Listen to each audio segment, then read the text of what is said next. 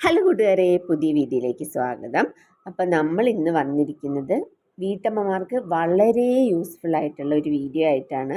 അതായത് ചവിട്ടി കഴുകുക എന്നുള്ളത് ഭയങ്കര ബുദ്ധിമുട്ടുള്ള കാര്യമാണ്. ഒന്നെങ്കിൽ കല്ല് തല്ലി അലക്കണം, അല്ലെങ്കിൽ വാഷിംഗ് മെഷീനിലിടണം.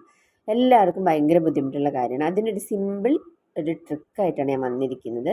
അതായത് നമ്മൾ കുറച്ച് വെള്ളം ചൂടാക്കുക, എന്നിട്ട് അതിലേക്ക് അപ്പക്കാരവും കുറച്ച് സോപ്പ് പൊടിയോ അല്ലെങ്കിൽ ഇതിൻ്റെ നമ്മളെ ലിക്വിഡോ ഒഴിച്ചു കൊടുക്കുക സോപ്പിൻ്റെ.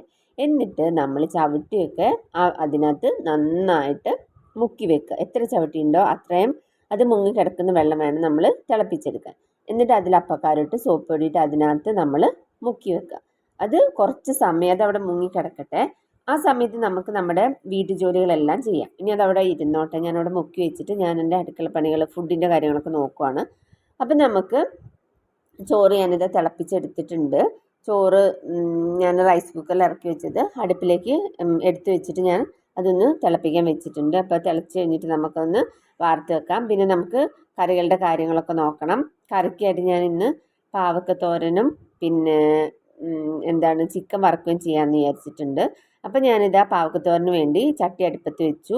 പാവക്കയിൽ ഞാൻ ഉള്ളിയും കുറച്ചധികം സവോള അരിഞ്ഞിട്ട് പച്ചമുളകും വട്ടത്തിൽ അരിഞ്ഞിട്ടിട്ട് കുറച്ച് തേങ്ങയും ചിരകിയിട്ടിട്ടുണ്ട്. അത് നമ്മൾ എണ്ണ ചൂടായപ്പോൾ കടുകിട്ട് പൊട്ടിച്ച് അതിലേക്ക് ഇട്ട് കൊടുത്തു.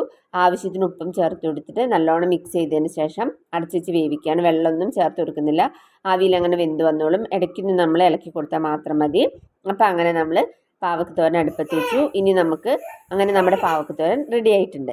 ഇനി നമുക്ക് ചിക്കൻ വറുത്തെടുക്കാം. ചിക്കൻ ഞാൻ മഞ്ഞൾപ്പൊടിയും മുളക് പൊടിയും ഉപ്പും ഒക്കെ ഇട്ടിട്ട് ആദ്യം പുരട്ടി വെച്ചിട്ടുണ്ടായിരുന്നു. ഇനി നമുക്കത് പാൻ ചൂടായപ്പോൾ ഞാൻ അത് നിരത്തി വെച്ചിട്ട് നന്നായിട്ട് തിരിച്ച് മറിച്ചിട്ടിട്ട് ഞാനത് ഫ്രൈ ചെയ്തെടുക്കുന്നുണ്ട്. അങ്ങനെ നമ്മുടെ ചിക്കൻ ഫ്രൈയും റെഡി ആയിട്ടുണ്ട്. ഇനി നമ്മുടെ കറികളുടെ കാര്യങ്ങൾ ഉച്ചയുടെ കറികളുടെ കാര്യങ്ങളൊക്കെ റെഡിയായി. ഇനി നമുക്ക് ബ്രേക്ക്ഫാസ്റ്റ് ഉണ്ടാക്കണം. അപ്പം ഞാൻ ഇതാ കുറച്ച് മഞ്ഞളിട്ടിട്ട് വെള്ളം തിളപ്പിക്കുന്നുണ്ട്. അത് നമ്മുടെ കോളിഫ്ലവർ മുക്കി വെക്കാനായിട്ടാണ്. പുഴുവൊക്കെ ഉണ്ടെങ്കിൽ പോയിക്കോളുമല്ലോ. പിന്നെ ഞാൻ കുടിവെള്ളവും അടുപ്പത്ത് വെച്ചിട്ടുണ്ട്. അപ്പോൾ അങ്ങനെ കോളിഫ്ലവറൊക്കെ നമ്മൾ മഞ്ഞൾ വെള്ളത്തിൽ ഇട്ട് വെച്ചു. ഇനി നമുക്ക് ഒരു ഗ്ലാസ് കട്ടൻ ചായ കുടിക്കാം. രാവിലെ 5 മണിക്ക് എണീക്കുന്നതുകൊണ്ട് തന്നെ ഞാൻ രാവിലെ പണിയെടുക്കുന്നതിൻ്റെ കൂടുതൽ ഒരു ഗ്ലാസ് കട്ടൻ ചായ കുടിക്കാറുണ്ട്. അപ്പം ഞാൻ കട്ടൻ ചായയൊക്കെ കുടിക്കാൻ വേണ്ടി ഒക്കെ റെഡിയാക്കി ഇതാ കുടിക്കുന്നുണ്ട്.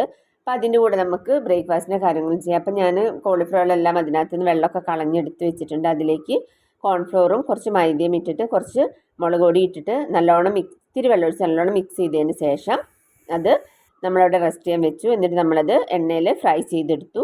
ഇനി നമുക്ക് സവോളയും ക്യാപ്സിക്കവും ഇഞ്ചിയും വെളുത്തുള്ളിയും കൂടെ കട്ട് ചെയ്തത് കുറച്ച് വെളിച്ചെണ്ണ ഒഴിച്ചിട്ട് അതിലിട്ട് നന്നായിട്ടൊന്ന് ഞാൻ വഴറ്റിയെടുത്തു.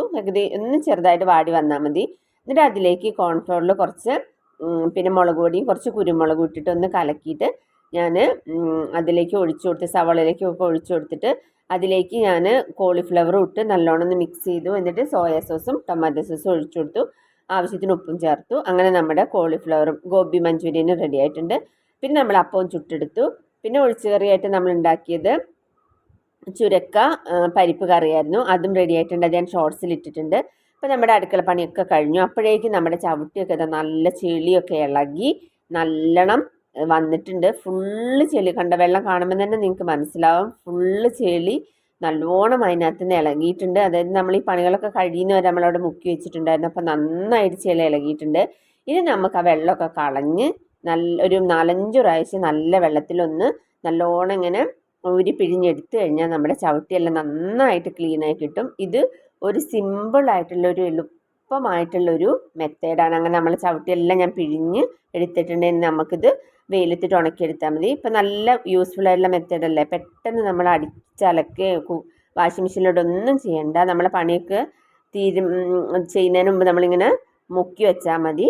അപ്പോൾ ഇന്നത്തെ വീഡിയോ എല്ലാവർക്കും ഭയങ്കര യൂസ്ഫുൾ ആയിട്ടുണ്ടെന്ന് വിചാരിക്കുന്നു.